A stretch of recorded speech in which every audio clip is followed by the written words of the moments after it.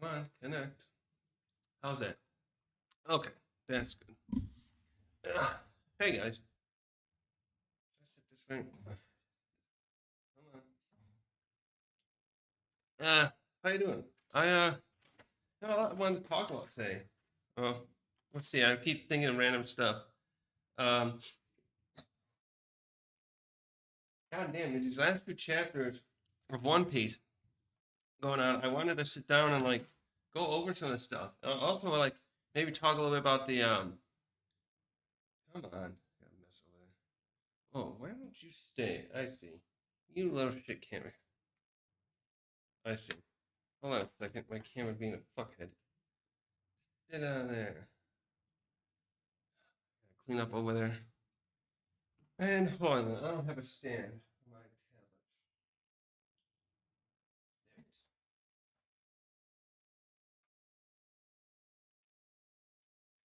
is. So, shit, we got a lot going on with One Piece. With I wanted to like kind of just talk about some of my random thoughts I had in my, ever since the Straw Hats have been in the picture. We've had, I think, now 8 chapters. No, really nine. Or nine where 8 where we haven't been on Egghead at all, and the ninth being 9 with that one last one. Yeah. No wait, how's that go? I can't do math today. See, 79, 80. 1, 2, 3, 4, 5, 6, 7. No, I'm right. 9 chapters. We have not seen anything with the Straw Hats since 1078. We're at 1087, and all that Oda's probably doing. I think Tekking pointed this out. This is probably the longest we've been away from the Straw Hats. A second.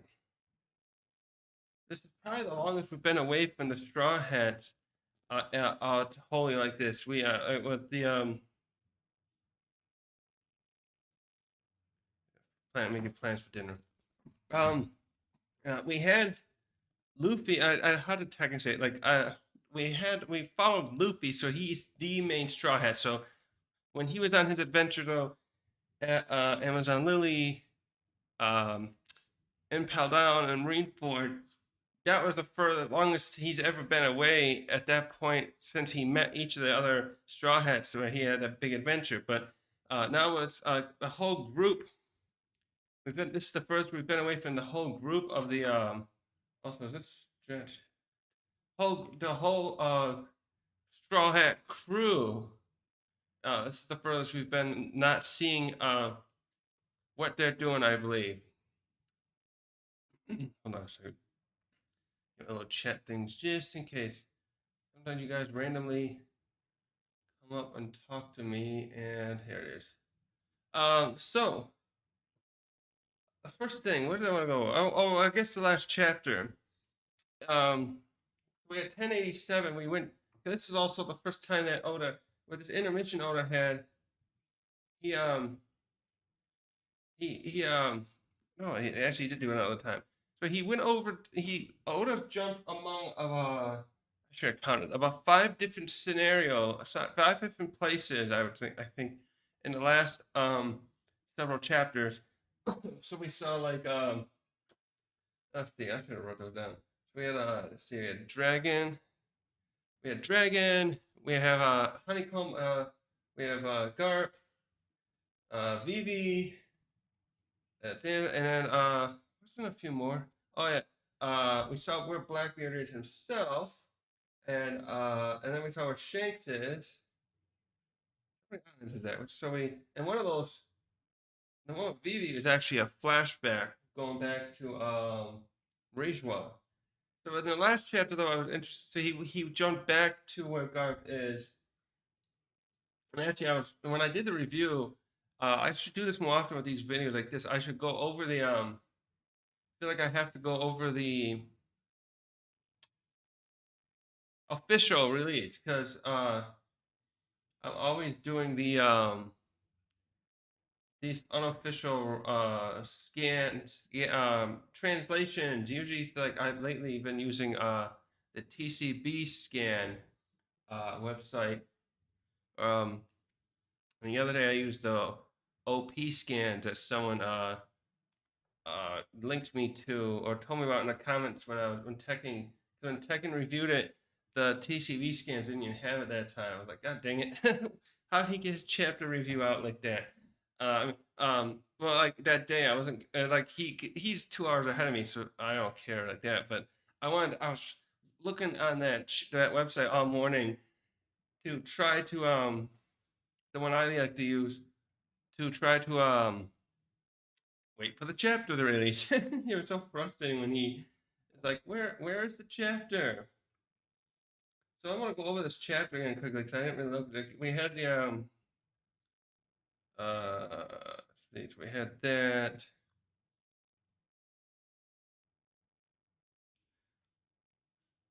Also, this line here. Oh, what's this guy's name again? Oh, what's his name? Uh, Marine Bounties. Hold on. No. Pirate Bounties. There's that one guy. He said an interesting line here I thought was funny. I gotta get his name. I keep getting this guy's name. I cannot keep this one in my head. He's the one that does the who talks about the bounties and such at the that briefing place. Brand new, was that his name?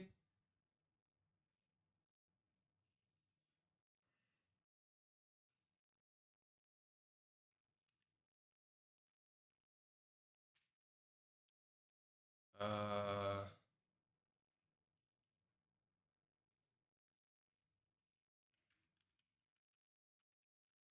brand new. Come on. Brand new, not brand new. Commodore. He's a Commodore. Okay. Yeah, so he shows up here in the taking and who's he out with? Those are two other people we know, right? I forget now. Um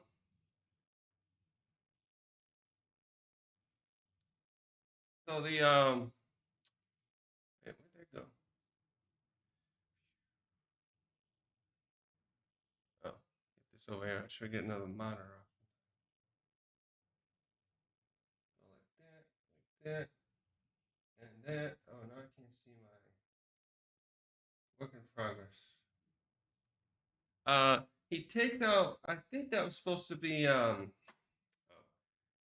I don't even know who those are. So, anyways, I thought this line he said that was interesting was like it was about how Kuzan and Garp would always train in the scrapyard, and the line he said here was like those strength of those heroes wasn't gifted at birth, which I thought was a little unusual because that he's Oda had always made a big deal of like showing how powerful someone like Kaido and Big Mom are from a young age.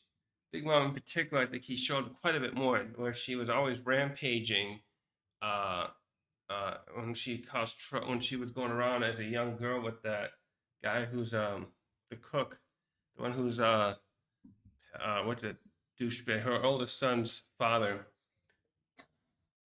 So I thought that was interesting that he's pointing out, oh, that sometimes if you do a lot of training, you can become as strong as those two. Um, and next too, I greatly enjoyed too how Garp was taking on all these uh pirates on there, and one of them where's the comment? Oh yeah, the comment in this what pages is that full spread 4 or 5 on the chapter that someone asked, how does Garp stand up without losing? How is he holding his own against basically some of the other top pirates in Blackbeard's crew? So he's holding his own again. He just took out San Juan. He's fighting Kuzan. He's fighting and who else comes after him eventually? Oh yeah, the what's the drunk's name? The drunk guy. Oh, what's his name? No, Vasco shot. Yeah, he he's holding his own without losing a step. They asked, how's he doing it? I thought that was awesome. Like, oh, and he's just there smiling. He's got the Luffy smile. You can tell where Luffy got it from. Hey, that reminds me. I don't think we've ever really seen Dragon smile, did we? Well, no, we kind of did with when he um when he stopped Smoker and he had this kind of wicked grin on his face. I think too, didn't he? And he ever since then, though, he's always kind of like, hmm, hmm. He's just there. He's always so serious. And uh what was I saying with that? Yeah, he's just so serious. That's something else. So I want to go over dragons. That's right. I want to talk about. Sure. I want to kind of go over like what I think can we have. I want to know what Dragon is going to be doing next now because he's because we saw that at uh I'll talk about now. I'll go over that in a minute. Dragons. I pulled that off. So yeah, Garth here is doing really well. Oh, jeez, where was I going?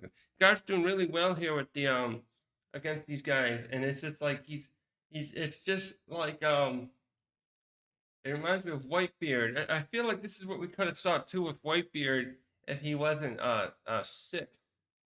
Uh, Actually, that's something I just thought of too. I wanted to bring up. Is it me? Because with Whitebeard, everyone said everyone said that Whitebeard, not everyone, it's always said that Whitebeard had some kind of disease, but it just came to me the other day that um, I think he had cancer. That's what I'm trying to get at. 'Cause I just realized how, when you look at him, even, what would that be, like 27 something years ago or so, when he met uh, Odin, which is probably so he died when he was 74. So he was like in his late 40s probably when he met Odin. So he still had all this hair. We saw when he was like 20 years younger than that with when he talked about his desire to have a family in that other flashback. Obviously, so he had these golden locks basically for a long time. And I realized I was looking at him again as an as he was toward the end of his life, he no longer had that hair and he was wearing a bandana over his head. So it hit me that the other day that he is maybe it was cancer and not a uh cancer. What do you call cancer? What's that classified as? Oh, it is considered a disease. Sorry, a disease in which abnormal cells. Because I always disease when I think of a disease, I think of a thing that you can something else contract, but maybe I'm mixing it with a virus diseases. Okay, so just to be clear, when they say he had an incurable disease, I think they just mean he got some kind of cancer. Uh, I mean, no, that doesn't make sense. I'm so stupid. Because then why there's a disease that's making him lose his hair. I guess I should say. No, that sounds stupid. I'm thinking of that because of like people. I think that is that what happens. They go through some kind of radiation treatment, and then they uh that is killing the cancer cells, but it's killing your healthy cells as well, right? So right, let me think of it.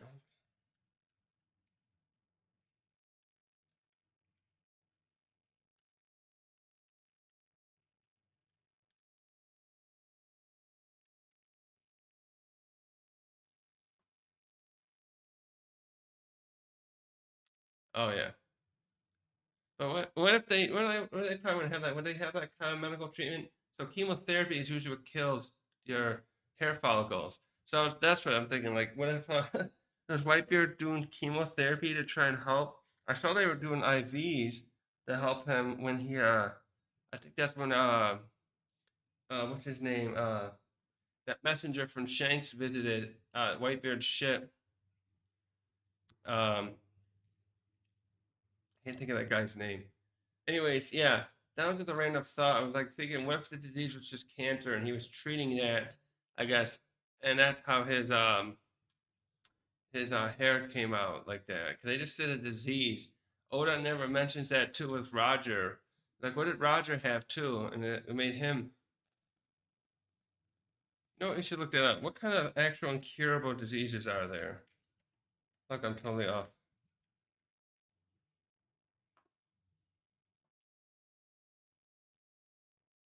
Advanced lung, heart, liver, kidney diseases, stroke, and other neurological diseases, motor neuron disease, multiple sclerosis.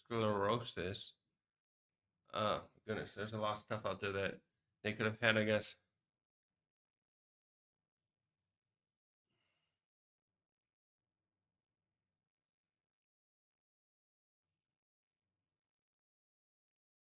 Okay, anyways, yeah. um, where was I with Garp? Where was I with Garp? Steve was going. He was brand new.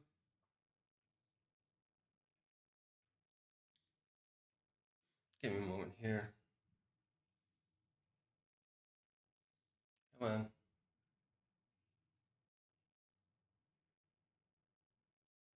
I want to get this lined up. So I guess we'll go with Dragon's plan quickly too. I'm thinking about this. So Dragon the other day, in the other chapters, is talking about how he is going. They're going to. They've openly uh, declared war with the Celestial Dragons when they sent the three captains and and Sabo together went up there and they destroyed a they got Kuma back, which didn't help work, but they destroyed food stores. They burned a flag and they freed a lot of slaves. Um, I'm wondering what the plan next is now that they talked about the Holy Knights being deployed. Are they planning on fighting these guys? Oh, I gotta take a moment. My father is not waiting for me. Hold on. Of course, he's not gonna wait.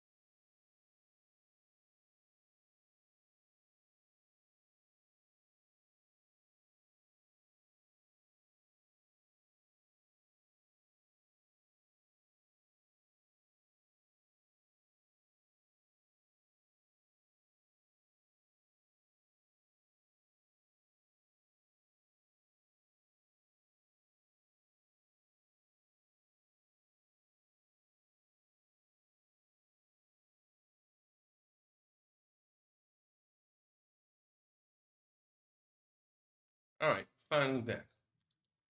Sorry about that. He gets up randomly, and then I gotta go take him to the restroom. He won't ask for help, so I got a bed alarm, chair alarm. So, Dragon's plan. Right. What did he talk about that? What chapter was that now?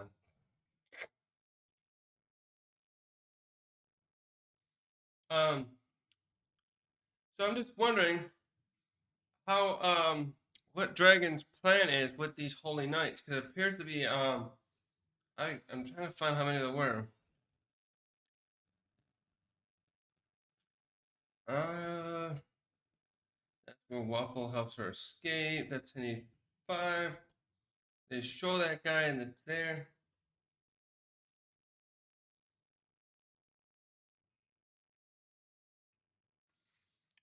Um yeah, I'm just wondering if Dragon is planning on you're right, there you show.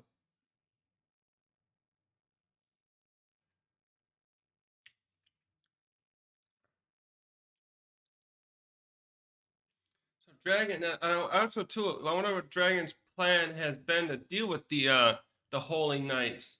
Is what I was trying to get at. Where do they show those pictures? Here, there'll probably be a wiki page for them now. Holy Knights.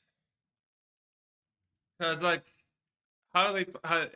It looks like there's God's Knights here. Where do they show that? What chapter is that? 1083. Oh, okay, there it is. Hold on, let me pull up 1083. I got my little chapters here. Um,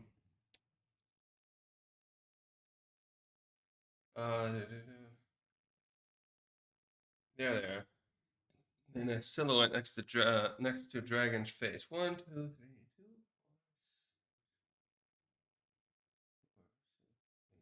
Looks like nine.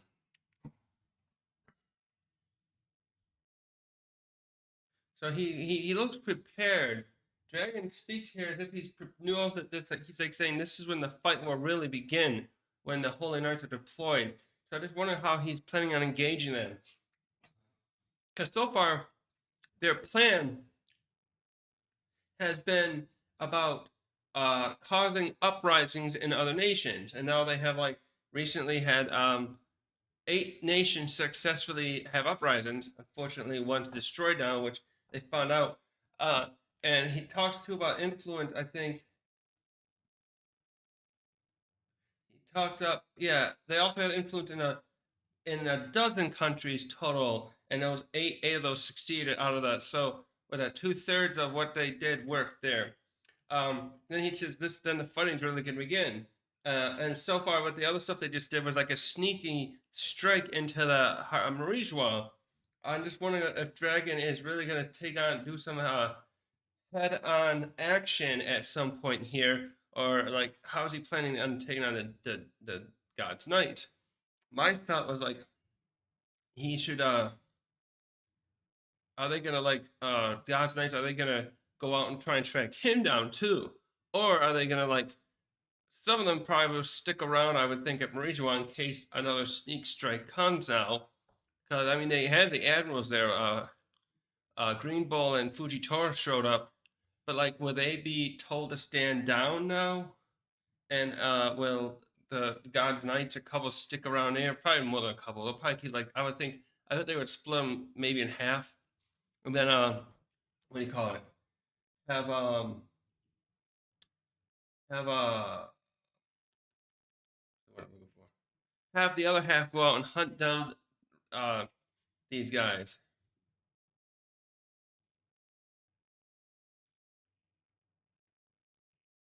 Also, with this thing, something else I was wanted to bring up when I was talking about Dragon. I found it interesting here how he points out about how the newspapers won't report about the change in leadership in those 7 other countries that were overthrown. And that was making me think about Morgan, who we've had to talk about before, because he's been more Oda has made him more in the forefront the last during starting with really was that when he was introduced in Whole Cake, him and Stussy there.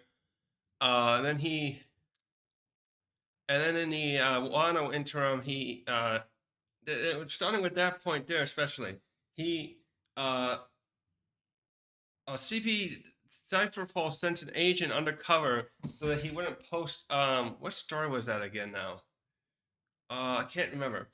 And he took out that agent and he made a just uh declaration that kind of like about his values. And I've talked at length about it.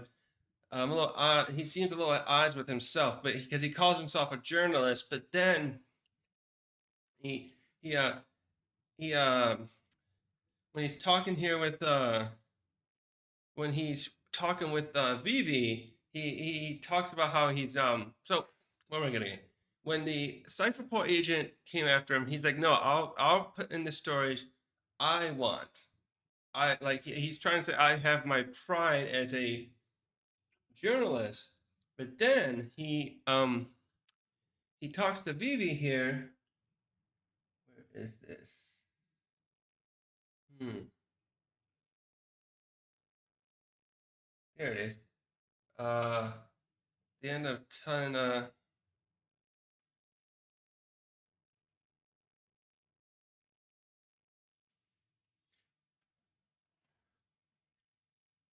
Yeah, he says here like it's about what sells.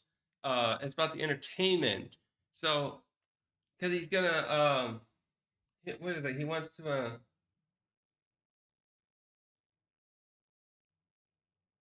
yeah, yeah. So he says here, I'm gonna here's the headline is gonna be that Straw Hat has is holding Vegapunk hostage. So he brings that up. So he's gonna frame it that way. Which I guess he's all right. He's not really lying there because he doesn't know what Straw Hat when Luffy's motives are. But he he's now it sounds like Dragon is convinced in this chapter a few chapters later that nothing will be reported about how these revolutions succeeded in the other countries, the other 7 countries that they helped overthrow those corrupt leaders. So I'm just wondering what is Dragon right there, and will Will Morgan in particular listen to the demands of the cipher of the Gorosei on that matter? Will they? Will he not report that? Because if that's something that's very important to the world and it's going to sell papers, I think he would report on that. So it's a very interesting part there. So I'm also wondering how much Morgan's put into the paper about what we just found out because we when we first started when we read uh Reverie, the Reverie arc, or watched it, whatever, and it's like hundreds of chapters and episodes ago.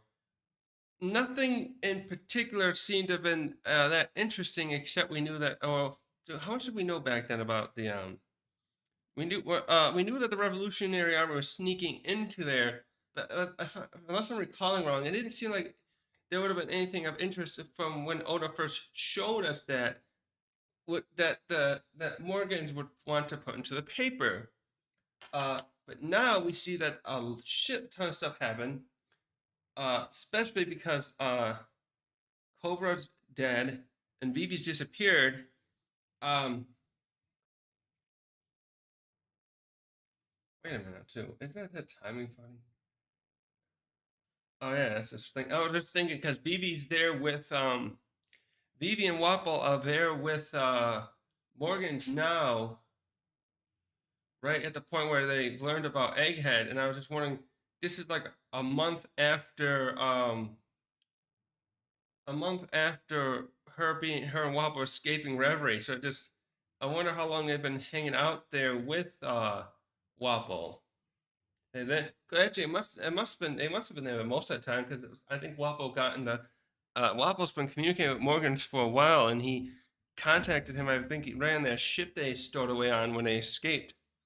Uh, so anyways, yeah, I was trying to get at something with I was going on a couple of tangents. Most importantly, there, yeah, this last bit was will Morgan? How much is Morgan willing to go over the line of this deal he seems to have going on with the Gorosei, where yeah, he's been doing stuff. Where do they show that? So he's not. He sometimes will not.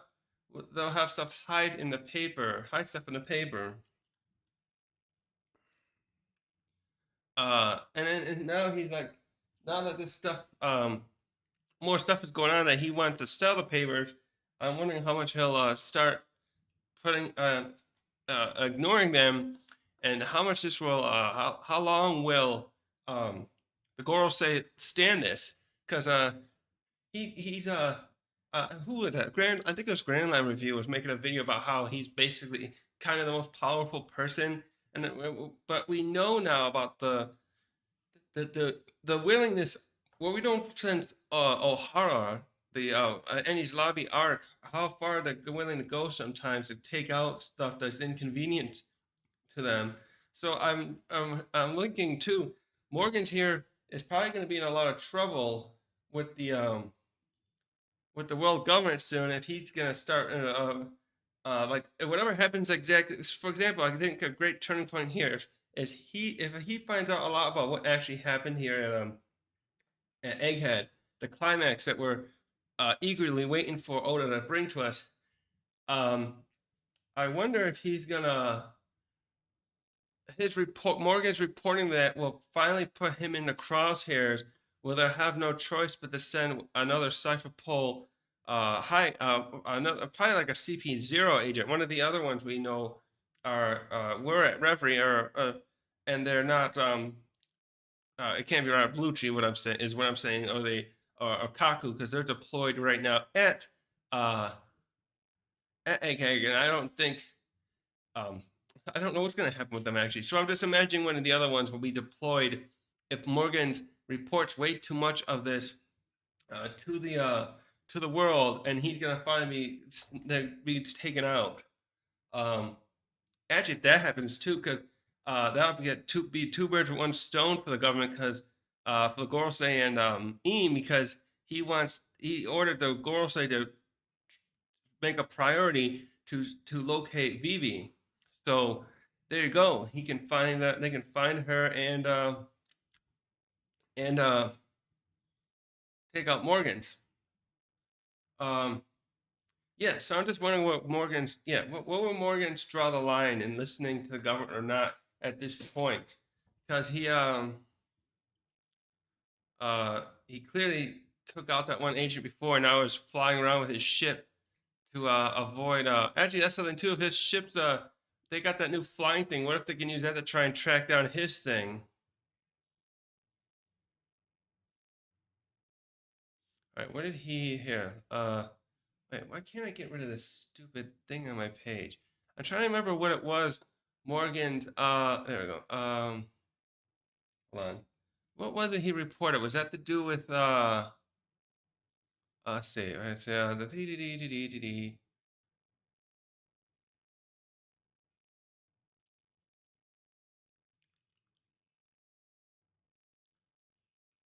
One Piece Stampede. What? Wow, here we go.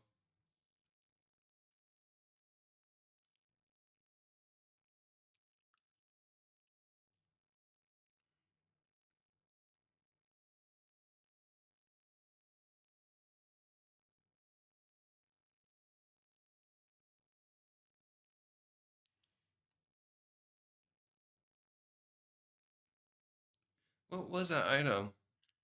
Something with the headline. I didn't tell. Did they ever tell us what that is?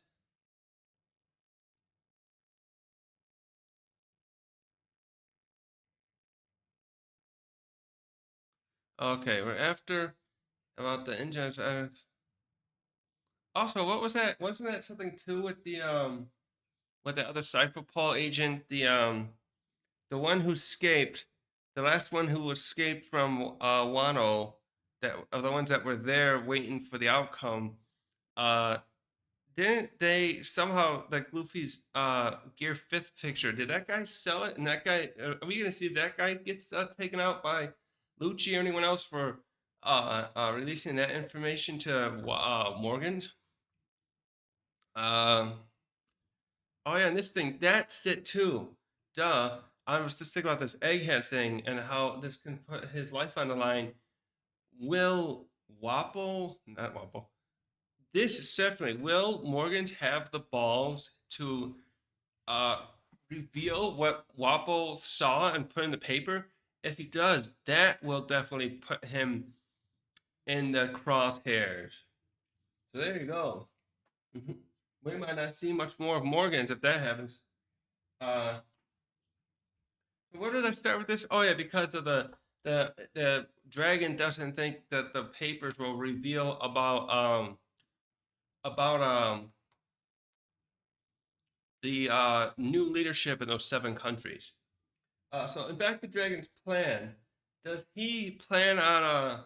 I'm wondering like if their plan would be now that they know the God's Knights are deployed, will be like I would think they would want to take out Marijois more. Actually no, maybe they won't. Well, I'll go forward to what I was just thinking. Uh, then I'll bring up the caveat of why I don't think so. I was thinking, what if he like finds a way to distract some of those God's Knights to go somewhere else? A red is that like a red herring, a distraction of sorts to, and then use whatever powers him and his friends have to destroy the place, blow it up somehow.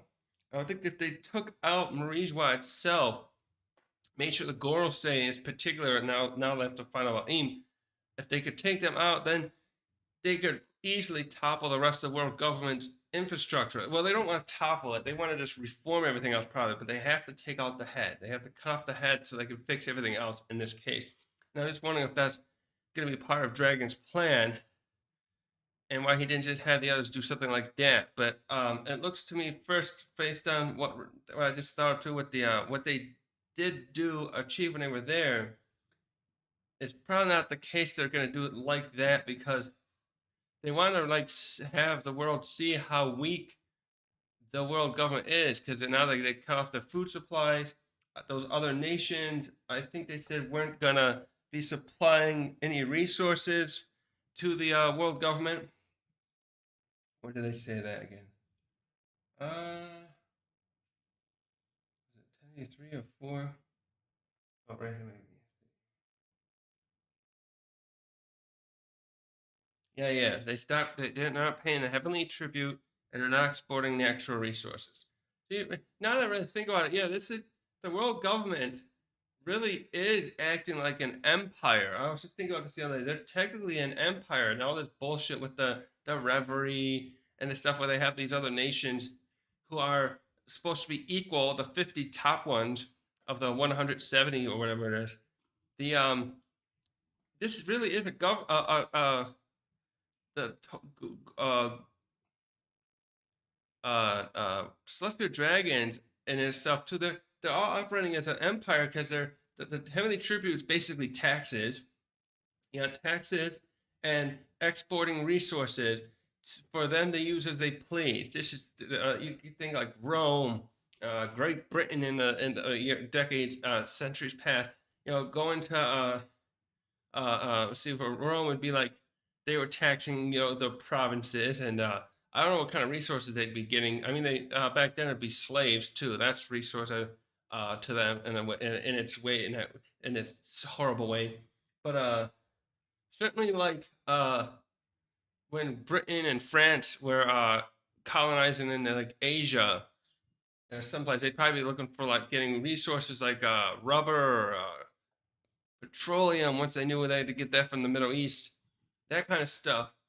This is like an empire that sits under the facade of some kind of coalition that's meant to keep the world at peace. But the Marines, so they got the military infrastructure.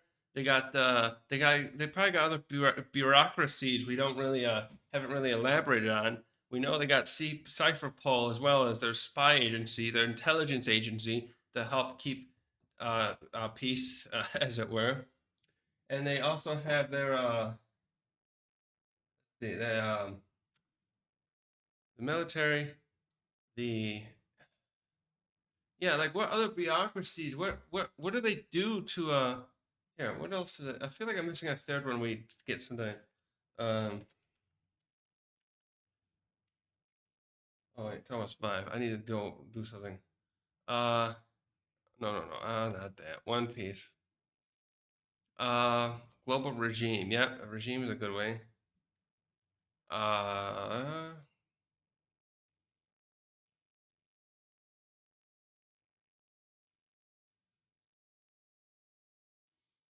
Leaders of world, let's see, worldwide political services. Let's see, you can't say. Uh. Luchi. Hara. Uh. Oh, anyways, yeah.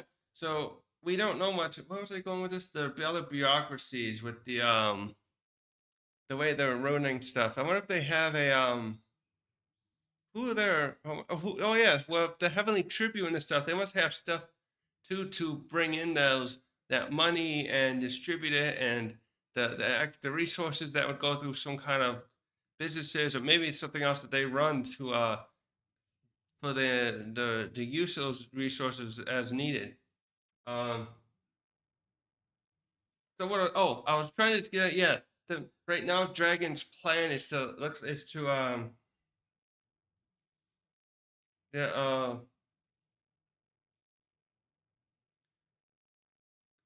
yeah, they plan to make Barijwa look weak to the world. But the question is how much of that can get out there if Morgan decides not to report on that. All right, hold on a minute. I'll be right back.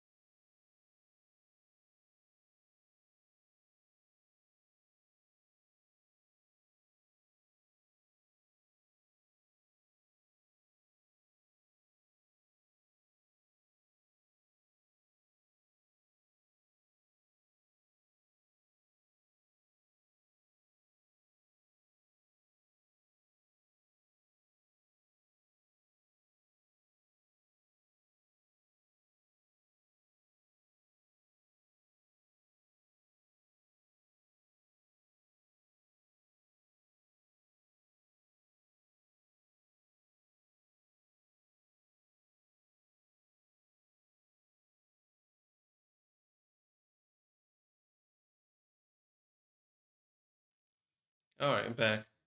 Yeah, it'll be interesting to see what going forward Dragon is planning on doing with this with his way of trying to defeat the world government. And I wonder now too, will his plans change because he I understand where was it here? Because he talks here about how they because Rob that they knew from Robin's uh uh that the celestial ancient weapons actually exist, and then now their Sabo saw that weapon, the thing being used at Lucia. I wonder if this will well, they don't know if it's an ancient weapon or not, but we saw that it's something Vegapunk made because we saw the Gorosei talk about it. With these new actually, because they already knew about Robin, they're still going for Robin. There's some information. Robin gave them the information a while ago. So now that they Sabo has seen this thing, will this change somewhat how their next move will be played out? Because they don't know where this thing could come from next. Uh, I imagine now Dragon's gonna have more sentries that guard watching the skies over the Kamubaka, whatever the kingdom is they're living on right now, so that they're not nuked any minute. And where did they show that?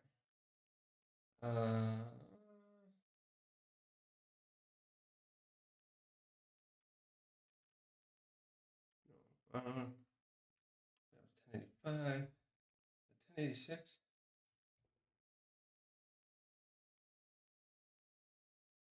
Oh crap! This tablet's dying.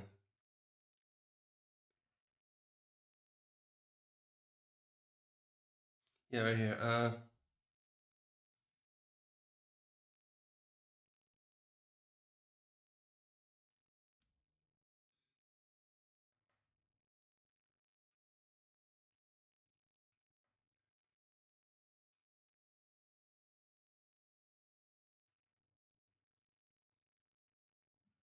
Oh yeah.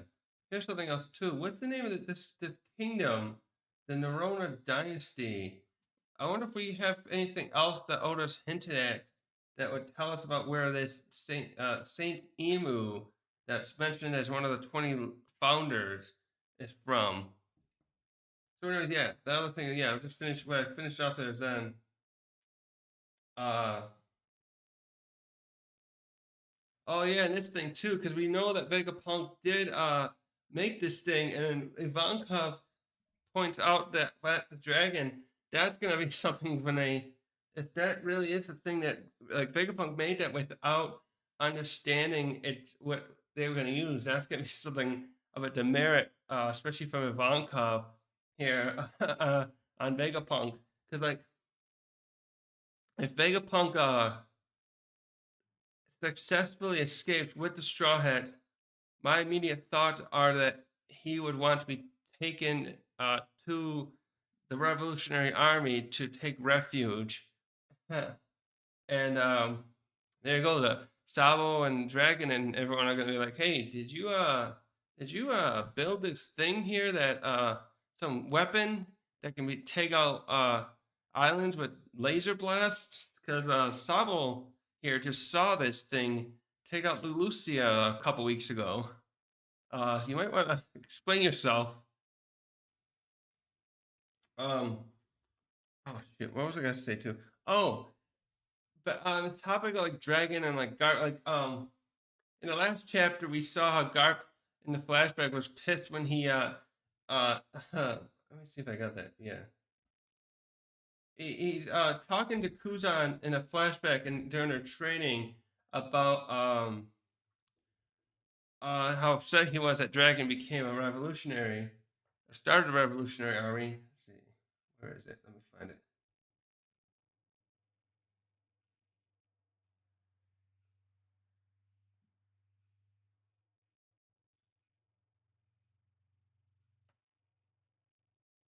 Yeah. Can you believe my son's a revolutionary now? Um, just had me thinking how the timeline here too. That the all we've been seeing of Garp recently was him with we saw him at Reverie escorting the King Neptune. Then we saw him when he found out, yeah, when he talked about rocks, he found out a Big Mom and Alliance and Kaido's alliance. Uh, and I'm wondering if he was especially upset now. I mean, he probably wouldn't be that upset because he doesn't like the celestial dragons, as we understand. But he he probably has this moral code. How do I put this?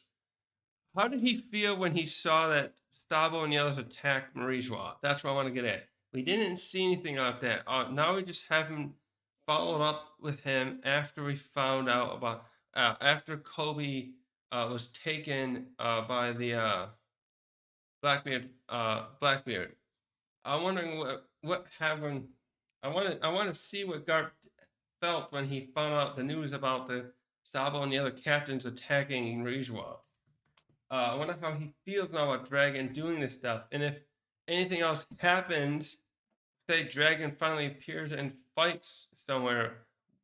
If Garp, so say Garp escapes alive here with at Honeycomb Island, because some people keep making it it's starting to not look good for him. Some people are speculating whether or not he'll die here.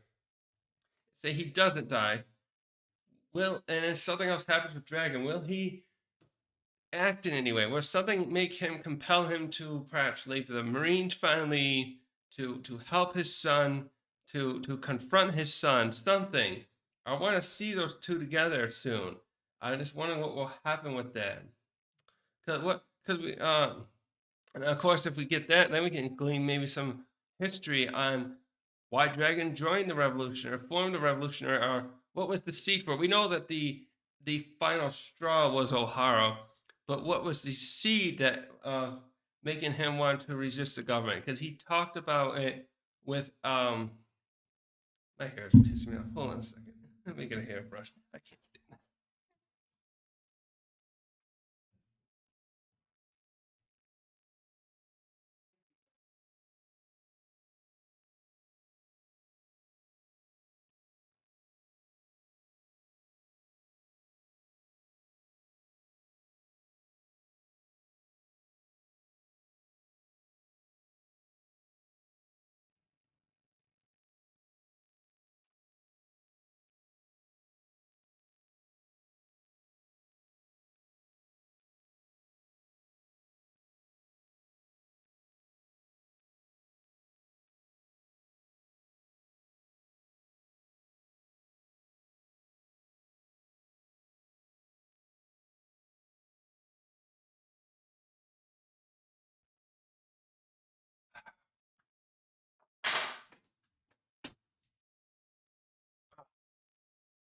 What was I saying? Oh, how we could learn something about yeah, dragons like Luffy, what was I say? Dragon, not Dragon. Garp wanted Dragon, Luffy to become a Marine and Ace, as well as that worked out. But does that mean he wanted Dragon at one time to follow in his footsteps? I'm assuming he would. And then when he started taking care of Luffy, we saw that he folded that hope in onto the shoulders of Luffy, and we saw how well that worked out. He hates Shanks for that. Uh, oh, that's what I wanted to talk about too. Hold on a second. Something else related to this. Yeah, the what drove Dragon to initially hate the celestial dragons? There's a theory I saw about like the possibility that he married one and that's Luffy's mom. Where is that O'Hara chapter? Hold on. Let me check out. I think that was like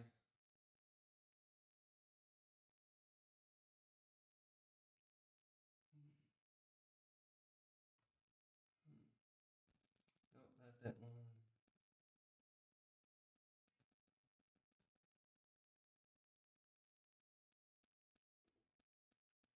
Oh yeah. 66, 1066. Where's this going at flashback? Let's see.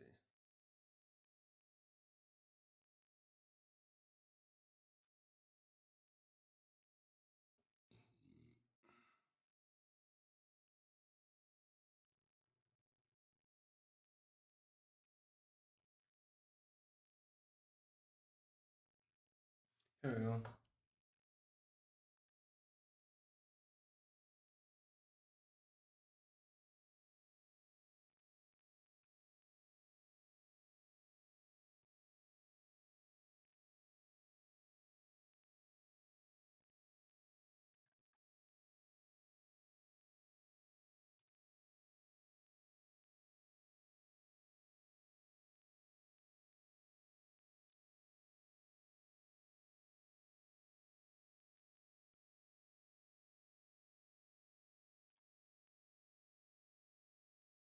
Yeah. Okay. Yeah. Yeah. Sorry. So yeah, this seems to be the final straw. So he's already formed the revolutionaries at this point. As we went over once before, when he before O'Hara, because then that and he talks here how Vegapunk refuses to join them because they got no finances that can help him uh, uh, bring to life all his ideas. So Dragon here is, where is he now? 33. So it's 33, and he I've already formed the revolutionary. So that's interesting because Dragon is what, like 6, 7 years older than Kuzan. I'm wondering. I'm thinking he must not had when Kuzan joined the military, the Marines, which was probably like what 30 years ago. With guessing, he and Dragon would have been older than him. So I'm thinking. I bet Dragon at some point in his younger years, before Kuzan joined, had already probably told Garp, "I'm not going to join the Marines. I understand that what you're trying to say with them and how you've gone through your life, um, avoiding working directly for the Celestial Dragons, but I just can't do that. This is we have to. I have to take it a step further and start a revolution that will stop them. That will put them down for good. God damn, I'm such a my OCD. God damn it.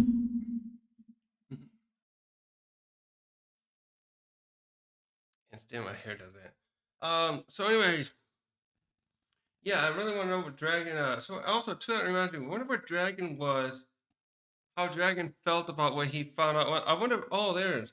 I wonder if the tales Garp has, and this goes nicely into the next topic I had. The tales about what Garp saw at God's Valley, if he told Dragon all of it or most of it, so enough that that was 38 years ago. That would have probably made Dragon a teenager at the time, 15 or 16.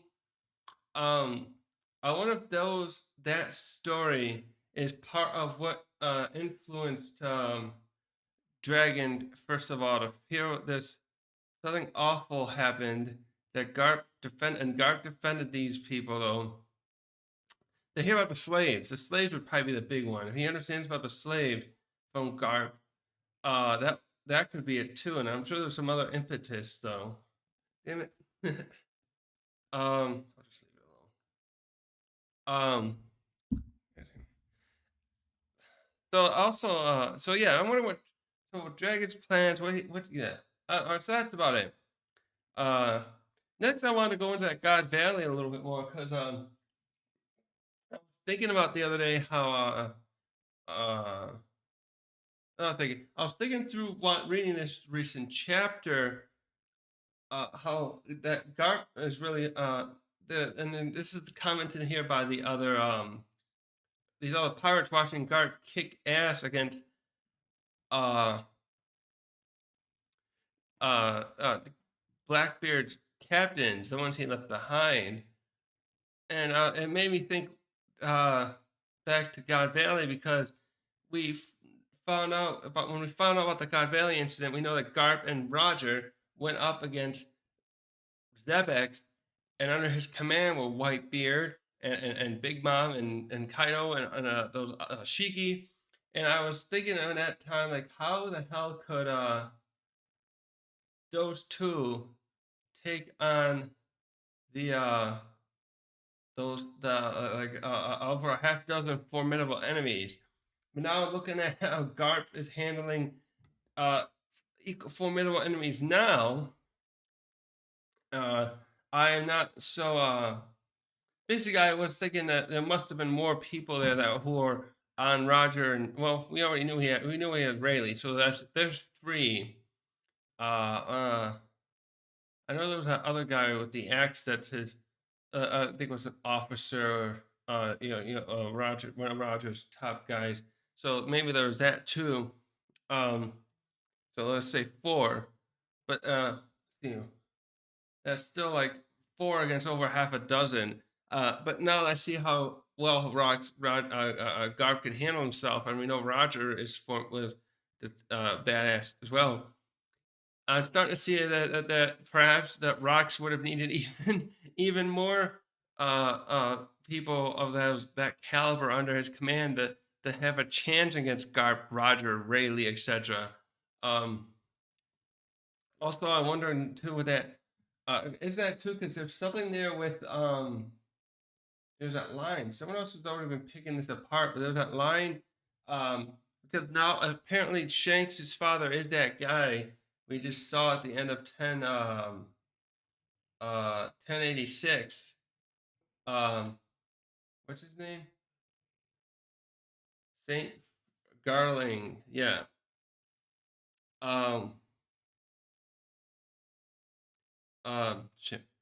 Garling is apparently Shanks' father, and there's that line from Whitebeard back when him and Shanks talked about a scar. So I'm wondering if Garling too was fighting. I wonder what Garling, what was his probably his position and what was he doing? What did I got in my pocket? Oh, position with fighting on the side of the he was fighting on that would that make let me slow down. Was there like a three? There probably must have been like a three-way battle going on, I suspect, or maybe temper an alliance of sorts with Garling working with Garp and Roger at the time as a necessity because Zevek went there to do something, and this guy is. They say here, where do they show him?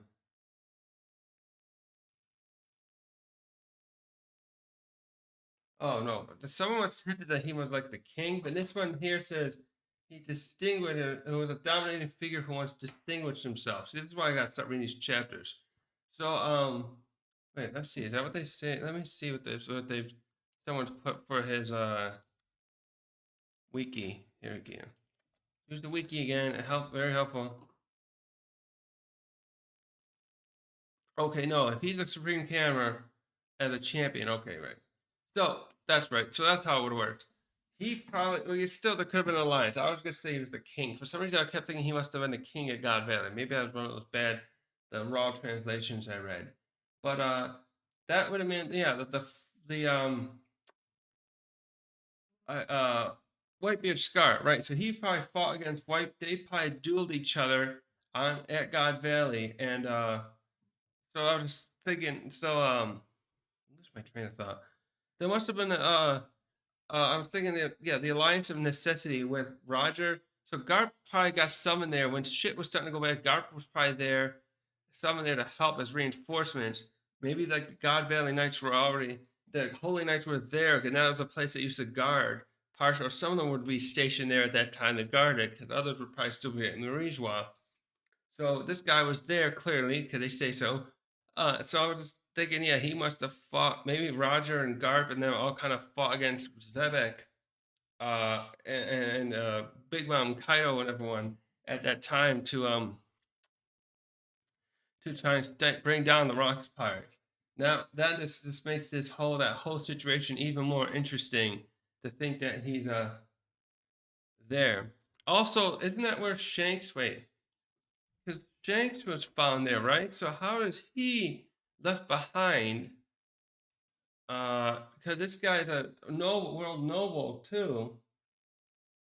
Uh, here. Family.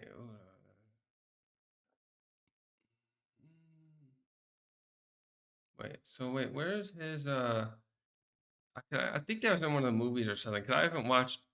I've only watched the one movie with that.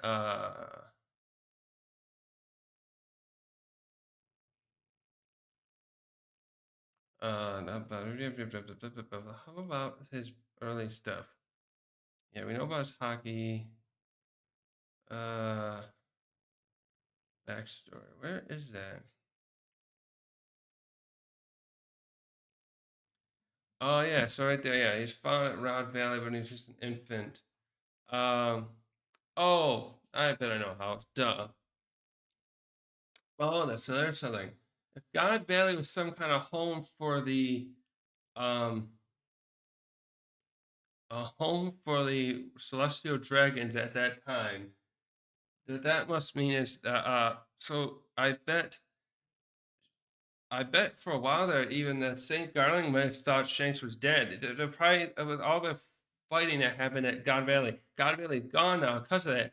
Maybe Roger rescued Shanks because it was like maybe Garling had a nice house there, a mansion or something, and it got destroyed. And I keep maybe didn't even know at the time. Maybe he was fighting for his life against Zebek. Um, and then Roger found him somehow, and then raised him. So I'm wondering, I wonder if Garling has any animosity toward Roger, much like Garp does against Shanks himself, because his Garling's son turned out was raised by a pirate. I mean, at the time he's probably like, okay, well, this guy, at the moment of the God Valley, like, oh, pirates fighting here on our side. Well, I can't do anything about that. I got to stop these assholes, these fools from these rock pirates who are trying to destroy my home and my way of life. And they're slaves and all that shit. But so in that heat of the moment, he wouldn't be able to care about Roger because he's an ally temporarily. But later on, when he finds out Shanks is probably on his crew, he's probably like fumigating. Like the his son, I thought was dead all these years, has turned out to be raised by this damn pirate. So yeah, I just have a feeling there's something there like that. And yeah. So where was I going with that too? Oh, Whitebeard's scar. Isn't that what they say? Let's see. Let's look that up quickly too. I think I'm right now on Whitebeard's scar.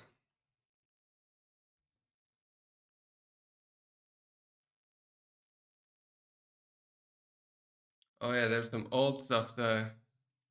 Da, da, da, da.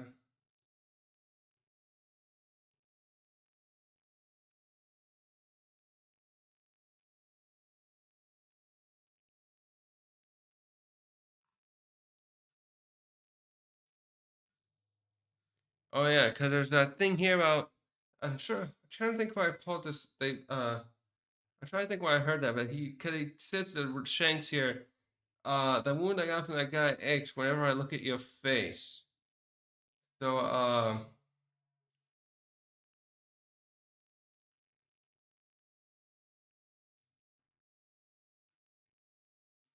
hmm.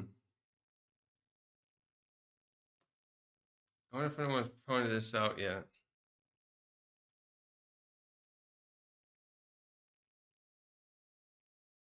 Oh, it's an old thing. Uh, Here we go. It's Frigolin Garland, the one who gave Whitebeard the scar. Someone else says pull that up. So, yeah, that is something. I try to remember where I heard that one. Someone else pointed out. I didn't come up with it myself. So, that is really clever. That is where it's going. How Oda laid that seed out probably what 750 something chapters ago, and now we meet the guy who likely did it. And also, by the way, that just made me realize. So it's very interesting because to think how I was talking earlier about like bureaucracies in the world government, and this is interesting with both the Gorosei and Saint Garling now. Because whenever we thought of the celestial dragons, we were just thinking about the Saint Charlottes of the world of that group. But um, something I didn't really put together until more recently with that we're finding out the names of the Gorosei. For some reason, I just didn't after. So the Gorosei were introduced in like well after Alabasta, but we didn't really know about the celestial dragons yet as a whole until Sabaody.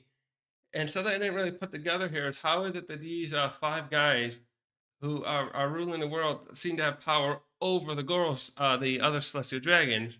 And now it hit me recently, like, duh, they are among though. They are celestial dragons. They just still work, basically. The other celestial dragons are just a bunch of lazy ass, entitled, pompous bastards, that go around partying and buying up new slaves and all this shit at the in the oh that just made me think in Marijwa. But meanwhile, we got this administrative force body this administrative body, the Gorosei, who's been running stuff for a long time. Probably always been this group like this, different ones maybe. And now we just found out about this military group they have, led by St. Garling. That makes me wonder what other ones, if there's others like that, in the Gorosei, among the, not Gorosei, um, Celestial Dragons that are basically do other work. Again, the work part is the point. Important because we've seen these celestial dragons since the Sabaody just basically be these entitled noblemen walking around and doing whatever they want. But we know the world; they're the ones who are descendants of the descendants of the 20 original, or the 19 now that the Nefertiris are not part of it, or maybe even less. I wonder if even let's say, yeah, maybe 18. They're the descendants of some of those families. Let's just say it that way. Um, yeah, it's just weird because they're the ones who are descendants of that, but they don't seem to do anything. It's like the systems they're reaping the reward. But now it's interesting to know that in fact some of them do put in effort in keeping all this together.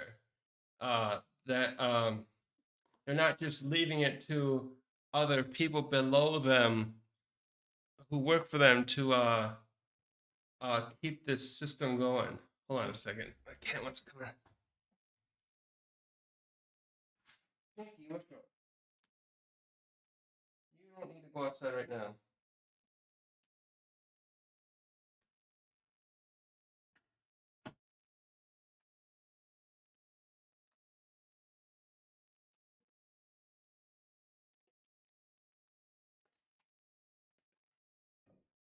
Well, uh, what were the other things that happened with I missed here? The Shanks. Oh, something else I just thought of here too with I was just reading that flashback with again the O'Hara one from the point of view of Dragon and Vegapunk. That just made me realize. I wonder if the Elbaf could what's his name? That one former giant vice, is he a vice admiral?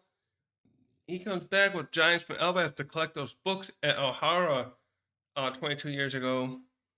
Come on, Pinky. Does that mean does these Albathian? Because so far Albath just looked like a place. The idea of it after meeting go what's their names, Bragi and Dorian Bragi. They just look like they're a warrior nation, based on the Viking and Scandinavian tribes of the 1,000 years ago.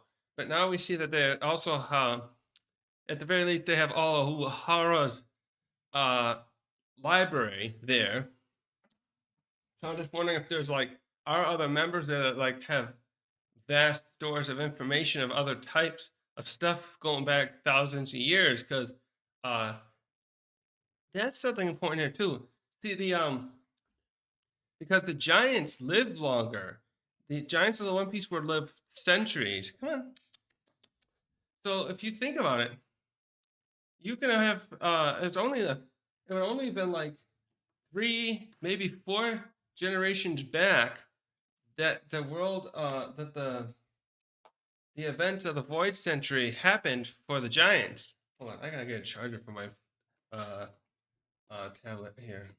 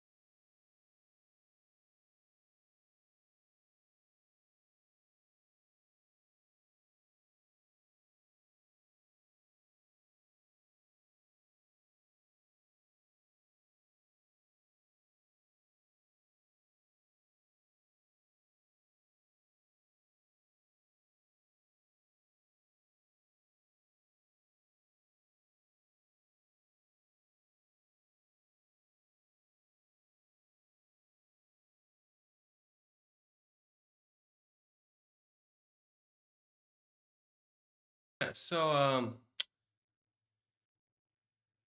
carrying on with this thought we could finally, from the viewpoint of a giants, we may be able to find out some more interesting stuff about the void century. I just realized because of the fact that it would only be 3 to 4 generations ago for them that the void century stuff happened.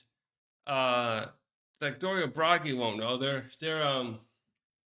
so they'd be part of the previous. There's probably like a young generation there now.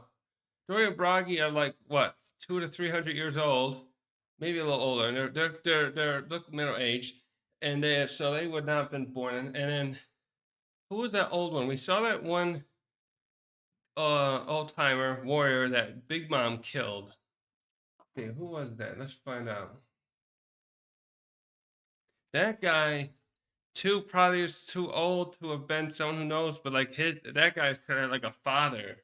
Like they're probably so there's probably if the hopefully if like Elbath for example also has like a at the very least they might have an oral history, but if they also had like kept records, uh they could have some information there that some chronicles of here it's no la, la, la, la, la, la. Come on, where's her? How come there's not? This doesn't help.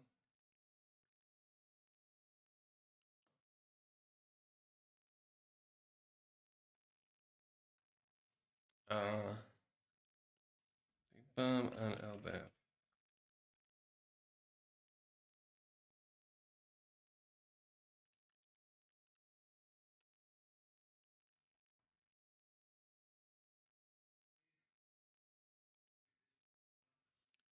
What the heck?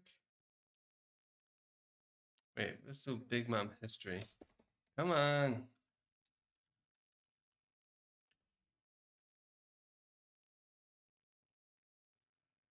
Here we go.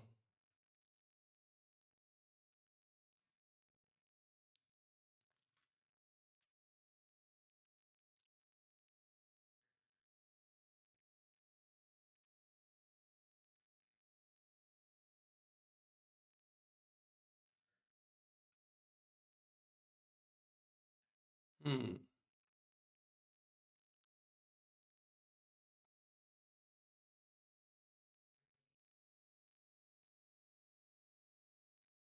Jorel, a giant former co-captain. Jorel. Oh, okay. We don't know the appearance of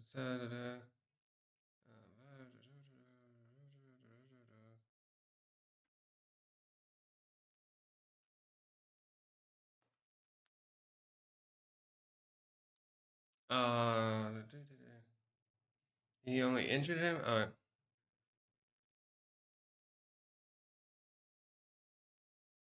Oh, he did die. Okay.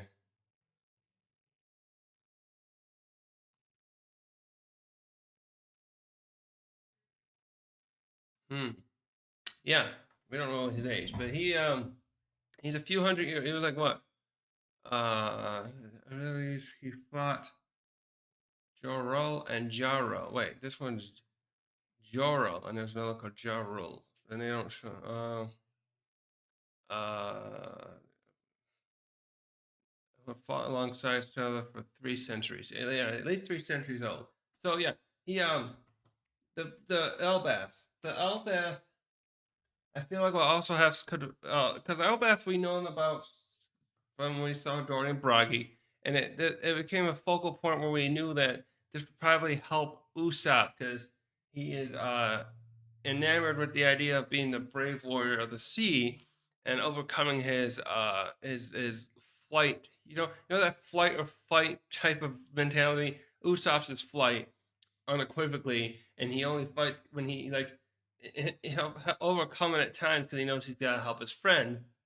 But so I think he's hoping that maybe he's hoping to go to Albath to try to cure that. So it's a focal point for him, his arc when he gets there. Like everyone has a kind of arc. So at this point too, it's going to become important now that we know about. that all that knowledge from Ohara is there, and I'm thinking that would be where we can finally learn some more stuff about uh the Void Century, given not this really hopefully with this because the maybe they were part of the battle. Like, oh, that's the interesting too to remember. Come on, cat. The Elbath is not part of the world government, so they must have some part in this. They must know something and have some reason, something there, because they don't want to be part of the world government. Even though some of them join, and there's how do I put this? There is must be a reason for that. Maybe they don't want to be, they understand what the world government actually is. And so I'm wondering too, does that mean did they help fight against the world government? And the world government, the only reason they didn't subdue them back then is maybe they were so weakened, I would assume, defeating this other ancient kingdom that they couldn't get around to taking in that nation. And obviously they couldn't get to no, wait a minute, Pinky, yeah. Hold on, hold on. Why don't you sit with me? No?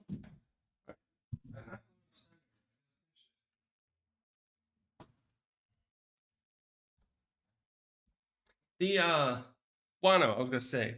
We know that they can't get into Wano either because of the wall there, which is very interesting too, because now we were thinking about we had that there's that theory about ores and how it might have been them that formed originally had they thought it was like the idea that they had formed together those regions of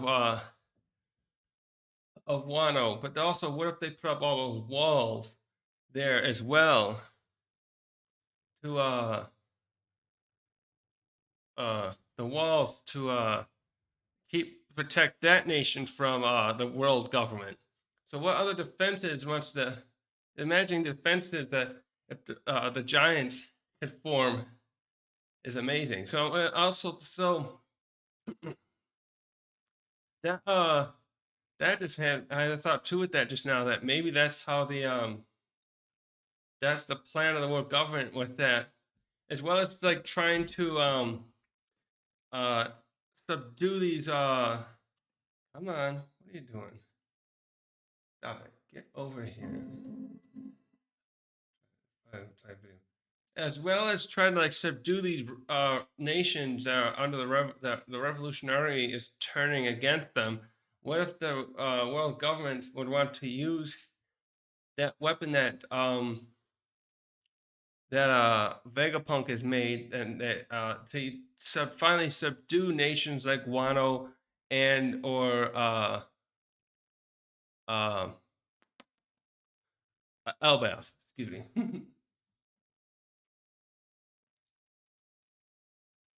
um, so yeah, I think that covers most of what I wanted to talk about that kind of stuff. Uh, and one other thing too, I guess, is that I wonder how, like, are you guys watching the anime? Jesus Christ, we're getting so close. This is spoilers, by the way. All this. Did I put that in my name? Yeah. Um, we're getting really close to Gear Fifth. We just finally covered the part where Kaido knocked out Luffy, which was like what chapter 1042. I was just reading it here the other day. Oh, that's the other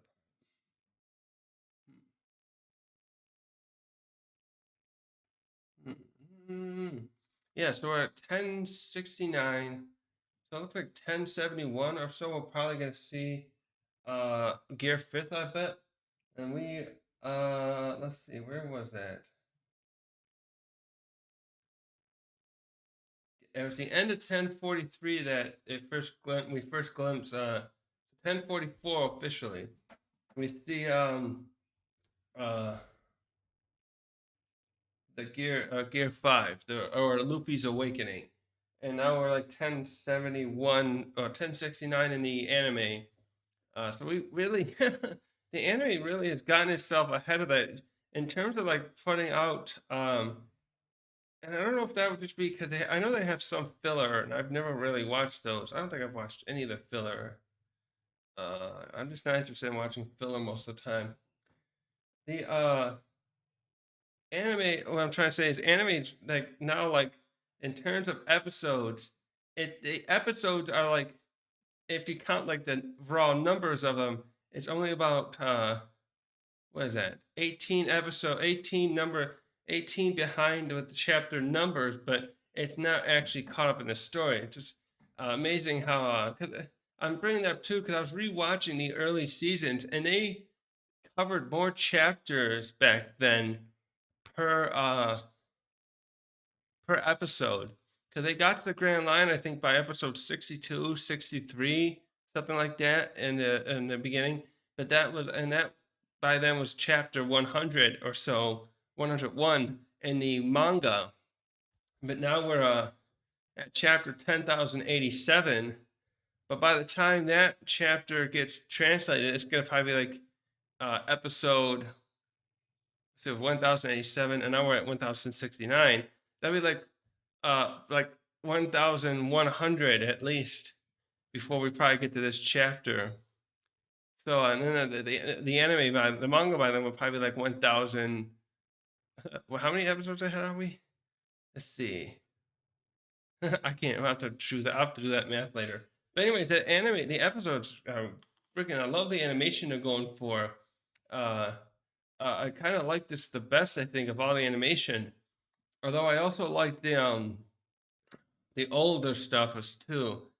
The way Zoro looked back then and Sandy, I think I prefer in some way their designs still overall the way they look back and not designs like not the way like Frankie's changed. It's just like Zoro had that they had that darker. There was just something different back then about how they did it that I kind of like better. And but this artwork overall, like the way the fights, everything look, I think are really working out better in the favor of an anime like this to really stand out and to uh, add to the story that One Piece has to offer. And I wonder, are they gonna switch back to something similar to what they had before, where Reverie and Whole Cake Island were the last things before they switched over? Uh, and we probably got, what would we have left now? We got probably 10 to 15 more episodes of this arc. It's got to be something like that if you do the final overall stuff. So say at 10, episode 1085. I'm gonna go with 1085 as a round number. That they start switching to the Egghead arc. Will they? I wonder. Will they switch back to that, or they just keep doing this? Because this, I think this. Oh, what? I think this. If I recall correctly, this artwork is supposed to be something that goes with the water painting or something. Uh, I have to look into that later. My glasses are screwy. So, shit, where would I go with that? Yeah, it would be cool if they continued that, but I have a feeling they're really putting out this red carpet of sorts of the artwork because it's Wano, and Wano's a representation of a old period of Japan. I don't know the Japan's history enough to name that. I'm more of a European historian, amateur historian myself. Uh, I should probably learn some Japanese history because their content's awesome, and it would be good to understand that stuff. But yeah. So also the Big Mom episodes, obviously that happened a few episodes ago. God damn, that between that and what they did with Kaido and King's fight, they're really, I don't know how this is. This, by the way, is what I would like to see basically all the time, more or less. I think I've said it before here, but I always want to point out that I don't care much for watching the One Piece movies. And to this point, I feel like the resources going into those because they often look really good I think that the resources would be better off in keeping the anime looking really good as much as possible and elevating it, because this is like the most popular anime manga story series ever. I don't know. I know there's like I think Detective Conan's been going on a long time. I would love to just see this a continuation of those kind of this kind of artwork being pulled and at the I don't care if it would be at the expense of the movies. I don't have an interest in those movies because they're usually side stories that just in a sense then are not canon because of their different they're just something that Oda doesn't write. They it's a way to make more money off of One Piece, and it's just not for me. I want to see the main story. I know other people want to do it because then you get to see the Straw Hats do different things, but if it's not canon, it doesn't matter to me. So why bother? Also, sometimes you get some of these anime that are subpar. Like look at season 2 of One Punch Man. I'm very sad at how that looked compared to what we had in the first one. I don't know what they handed that off to, but it was not a good idea. I know they're making season 3 now, or I hope they are. And boy, they got a lot to make up. They got a lot to make up for and to what's the word? Because there's some heavy good. There's some great fights coming up in season 3. Spoiler. I won't spoil anything here specifically, but a lot of shit's gonna happen in the next part of One Punch Man, and they have to have good art for it. They have to. They're just gonna just because. Well, let me put it this way. I wish more people would just read the manga. Uh, myself. Where is that? Yeah. I wish more people would read the mangas of any of these stories, particularly like One Piece, One Punch Man, and One Punch Man especially, because One Punch Man, the manga too, is they've got this great artist putting the story. So the story started from a web comic and it's good. I've read a lot of it, but the guy who did that art is like I can't even draw that good. I try to draw a little bit and I suck. So I've had these little story ideas. I want to put the page someday, and I think I'd have to find an artist basically. So that guy got that story out though in a very not primitive but not so great story. That the manga came along and it's like boom. Now the anime when it started off in season 1 blew people away. I still like to look up sometimes new reaction channels and see people how they're like they're mind blown by the first season of One Punch Man. Um, but season 2, no. What did they do? Who did that? So what? Same thing with One Piece. Basically, I would like to see One Piece do the same thing, like keep up this elevated storytelling in a similar manner.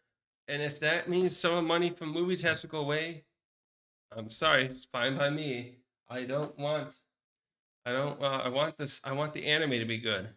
I it helps people come into One Piece more. I want more people to read the manga, but if the anime can be good and bring people into One Piece, and maybe they'll read the manga someday, then that's where we have to go. That's what we should do.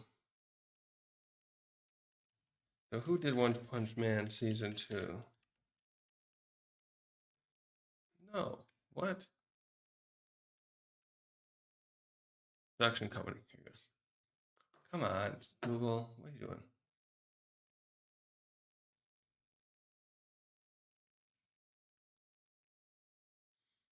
This JC's deaf.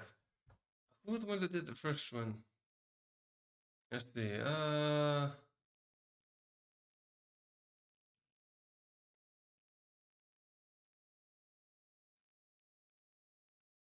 Madhouse. That's the name I've heard somewhere. So Madhouse did season 1. They've created. They did Black Lagoon and Death Note. Okay, I didn't like Black Lagoon, but it looked cool. Uh, Death Note. I've watched some, but I want to read it before I get watch the manga. I'd rather read the same thing. I was like, see One Piece. I've read One Piece. I originally watched One Piece 15 years ago, but uh, I was unable to keep up with it.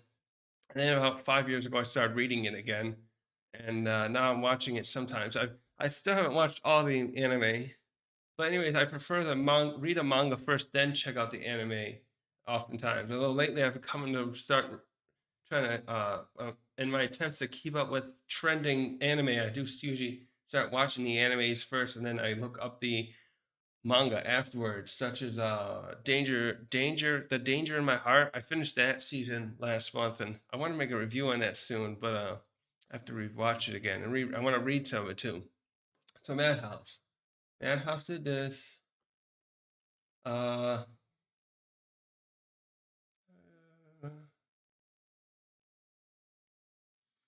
oh yeah, Chasing. Okay,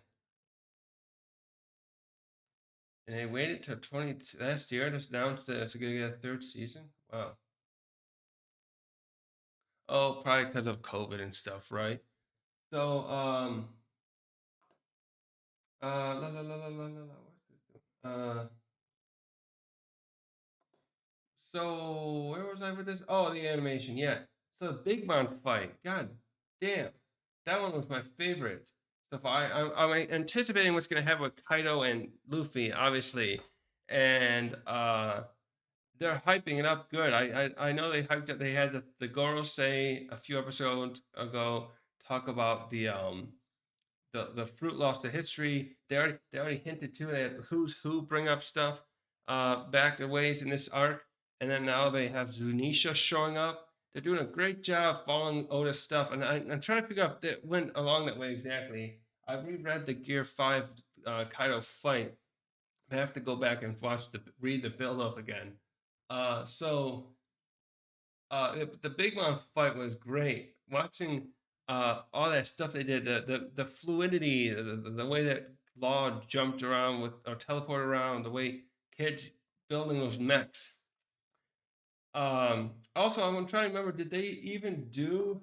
Did they show? Did they show? Oh, it's getting late. Did they show? Did they show that little kid stuff in the kid's little backstory bits in the manga? I can't recall that either. I'm gonna have to look that up. Uh, so actually, I'm gonna have to cut this a little short, and I have to continue an anime discussion another time because I gotta get ready for dinner here soon. It's getting late here. I've already been on. Well, I had to stop a couple times. I think I've been on about 90 minutes if you count that out. I want to do some more chats about this stuff, but I gotta start working on some other videos, separate videos that are related to this. So I'll trim this video up too and upload it later to YouTube as a proper video because it's been a long time since I did like this. This is basically start out to be like a post chapter discussion. And I think I covered everything I thought of, the stuff at Morgan's Dragon and stuff. So yeah, this is where I'm going to end it. And if anyone's watching and enjoy this, I hope you can want to stick around and see more content from me. And if you do, you can I'm on YouTube, so yeah, subscribe and like the video so I can get some more traction and visibility. And when I do these videos, from now on when I'm posting like videos like these reviews now, I'll be live streaming these as well, then uploading them later going forward. So I'm on Twitch as well. Thanks for watching.